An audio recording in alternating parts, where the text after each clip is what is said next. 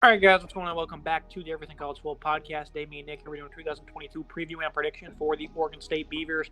Look at this coaching staff. They've stuck together 5 years now. Jonathan Smith, 1628, the former Washington offensive coordinator. Brian Lindgren, his 5th year now as the offensive play caller. And then Trey Bray, his first year as a DC, but he has also been on the staff for 5 years now. Not many headlines this offseason for the Beavers. They only had one transfer. He was a running back from Georgia Tech, so not much impact there. Look at this offense. I was really excited for this group last year, and they improved tremendously. 28 points per game to 31 points per game. It's not a massive jump, but, Nick, they're much more efficient and effective. The QB play was quite horrid in 2020. Chance Nolan, 2,677 yards, 19 touchdowns, 10 picks isn't great, but we saw Jake Luton improve greatly in his second year as a full-time starter. Smith, he's a great QB coach, should allow this passing offense to continue to open up. I expect a big year out of Chance Nolan here in his second year as a starter in the system. I like Chance Nolan a lot. I think he's a bit of an underrated quarterback. 64.2% completion percentage last year, 8.4 yards per attempt, 19 touchdowns, 10 interceptions. Can also run a little bit too. Nearly 300 yards on the ground last year, 4.1 yards per carry, 3 touchdowns for Chance Nolan. I like him. He's a stable quarterback, steady arm. Yes, he does make mistakes every once in a while. The interceptions, 10 interceptions. You want to cut down on that with your starting QB. But I think they have the starter they want. I think he's going to develop over time and get better and better. I do like the returning starters he has on the wide receiving core, as well as returning running back. This is a solid offense. I agree. They lose 2 of the top 4 pass catchers from a year ago, but they do return Trayshawn Harrison. He needs to cut down on the drops a bit, but overall 29 receptions for 401 yards and 3 scores. I like that. Tight end Luke Musgrave, he was good. 22 grabs for 300-plus yards. Tyjon Lindsey, I've been waiting for him for about 6 years now to break out, it seems, and he just has not yet to do so. 5'9", 173. Not much after the catch, and of course with that size, he's not a contested catch guy either. He's just a veteran at this point. Anthony Goldo, 5'8", 163. I expect some big things out of him. 14 yards per catch last year on just a handful of touches. He's that shiftier, more explosive pass catcher they're going to look to get in the slot. There isn't much great depth proven here on this roster, but I think, considering how this offense likes to operate, I think they're all right. Yeah, I think Tyjon Lindsey, maybe he steps up this year. I know we've been saying that for a while. 14.5 yards per catch, 3 touchdowns. Not terrible from Lindsey. Harrison as well, 400 yards on the ground last year after the catch. 13.8 yards per catch, solid. 3 touchdowns as well for Harrison. I like him. Musgrove, solid tight end, big blocker. I like his size, 304 yards, 13.8 yards per catch, and a touchdown. I think this is a solid wide receiver room. I think the QB quarterback play is going to help them out a little bit this year. As long as the drops stay consistent, they don't drop the ball that much, this team could be solid in the wide receiving core. The running game and the offensive line is the biggest focus for me. The O-line was one of the nation's best last year. They're 20th in tackles for loss allowed, or top 20 run. The offensive line was one of the nation's best last year. They're 20th running the ball, top 5 in sacks allowed. They're a little bit more shaky in pass protection, though, but they still posted a great number. Some veterans here. They do lose a handful of starters, but Jake Levingood shifts to center after 2 years at guard. Brandon Kipper, Marco Brewer is probably the best run blocker on the team. Those are some of the notable vets, while Joshua Gray at tackle. He's one of the best in the conference at his respective position. They do lose B.J. Baylor, but Deshaun Fenwick, transfer from South Carolina a few years back. Very good last year. 78 carries, 448 yards, 4 touchdowns. That's good for 5.7 yards per carry. 6'2", 230. Runs ahead of steam. Really utilizes that size, to a T. I like Trey Lowe, third down back, 4.3 speed. We're going to use him as a pass catcher. They're going to like to get him going on the ground, too, with some big holes. And then true freshman Damian Martinez. He earned some first-team reps this offseason. A very sound group of runners here behind a nasty offensive line. This is going to be a really important year for this ground game as the passing game continues to improve. I think this is going to be a great year for Oregon State's offense. Joshua Gray continues to impress me as a redshirt sophomore at left tackle. Love the film on him. Super talented tackle. I like to see him continue to develop. I like his run blocking and his pass blocking ability on the left side. Solid there. I like the 2 interior guards as well. Brewer and Kipper, solid guys. A lot of experience. Got some good experience in different programs, transferred in. Solid offensive line there. I think Fenwick's a really nice guy. Love his size. Bruiser as a runner. Going to run with his head down. Run people over if necessary. He can definitely pick up a ton of yards this year. I think Trey Lowe's a solid third down back. 6.4 yards per carry last year in limited attempts. 1 touchdown as well. Expect a big year at Trey Lowe this year. No, the defense. They allowed 45 points per game back in 2018, down to 25 this past year. So they've been progressing very nicely on this defensive side of the ball. They get back to most starters in the conference. They should continue to do work.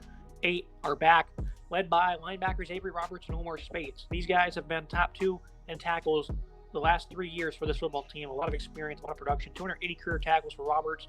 Also led the team with 9 tackles for loss last year. Spates, 221 career stops himself, along with 17.5 sacks. Run defense got them down to about 143 yards per game allowed. last year. They want to continue to improve on that number, of course, but it's going to be hard. They really struggled to get in the backfield last year. Only 20 sacks, 64 tackles for loss. Those are two of the lower numbers in the nation. It's going to be tough, Nick, because they have a quite undersized D-line outside of Tomasio, 6'3", 365. That's outstanding size, but nobody else on this interior D-line really stands out. They got a solid group of edge rushers, though. Simon Sandberg, not much to his athletic or physical profile, but he's a veteran who works hard. Andrew Chatfield, Florida transfer, former 4-star recruit. Riley Sharp is the only other real presence off the edge from last year. So this front seven overall is very iffy, but I think the coaching along with the vets at interior linebacker should allow this front seven to continue to thrive a little bit, but I'm still very concerned. I don't think their ceiling is very high.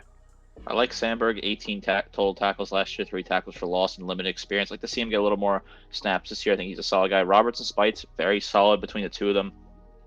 Love the production they have leading the team in tackles, both of them in linebacker. They also can do a little bit, 3 interceptions between the two of them, 3 pass breakups, 2 fumble recoveries, and a forced fumble between the two of them. Solid numbers there. These two linebackers are leaders on this team. They have great experience throughout their career. I like to see them continue to build that leadership role, a junior and senior respectively. Very solid there.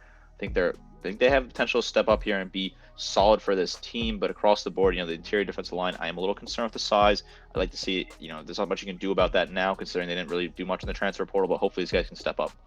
Second year struggled a good bit last year, over 3,100 yards allowed. It's come a long way, though. They had 15 picks from 11 different players, so a lot more energy, a lot more playmaking. That was certainly evident this past fall.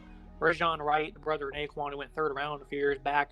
Great speed, impressive length, 2 picks and 10 pass breakups. He's going to emerge as an all-conference performer this year, along with Alex Austin on the other side. He struggled early in the year. Down the stretch, he was elite for them. He also had 2 picks and 9 pass breakups of his own. Very solid cornerback duo here, Nick. He also got Ron Hardage, physical corner that could earn some time in the slot. And then Jaden Graham. He can play slot himself or a safety. Enters his 7th year on Oregon State's roster, but he will be a starter now. He brings a lot of experience to the table, of course. Overall, I think a pretty sound unit that should continue to progress here. I like Wright a lot. 2 tackles for loss, plus a sack, 51 total tackles for him, 2 interceptions, 8 pass breakups. Like to see Wright continue to step up. I think Austin's super talented as well. 2 interceptions, 7 pass breakups, 48 total tackles for him. I like this secondary, very solid secondary. I expect them to be strong in defense this year in the air defense. Looking at the schedule preview and prediction, I really expect big things out of this team. I really look at they have on offense from top to bottom. I think they're really going to improve. You have veterans on the O-line, Chance Nolan. I'm very excited for his development this year under Jonathan Smith. Great group of runners as well. Some promising pass catchers also.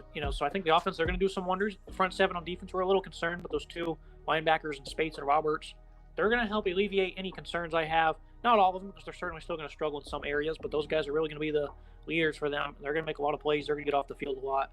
And then the secondary, I just mentioned that cornerback duo of Wright and Austin. I think those guys are going to have a pretty solid year together as a duo. So I think 8-4 is the mark for me. It's not the easiest of schedules because they start the year with 2 Mountain West powers, really, in Boise State and Fresno State. It's going to put a lot of stress on that secondary. Hank Bachmeier, Jake Hayner, tough matchups for those guys. So I'm very interested to see how those games go. I have Oregon State winning both of them, even though they did lose to the Mountain West champion Utah State last year in the bowl game. And then I also have them losing to USC, Utah. I think Washington's going to be a tough matchup for that O-line. Then at Arizona State, those linebackers and that run defense are really going to be stressed out that day on the road in Tempe. So I have them going 8-4. They could certainly win 2 of those games I picked them to lose. I think 10 wins is really a good ceiling for Oregon State. I think 10 wins is definitely achievable for this team, considering some of the games that they have losing against Washington and Arizona State. They could easily win those games if the things go right in the trenches on that any given day. I like the scheduling, picking up Boise State and Fresno State, 2 strong Mountain West programs, 2 of the more historic programs in that conference. Both play good ball as well. Early schedule, at Fresno State's a tough matchup early on.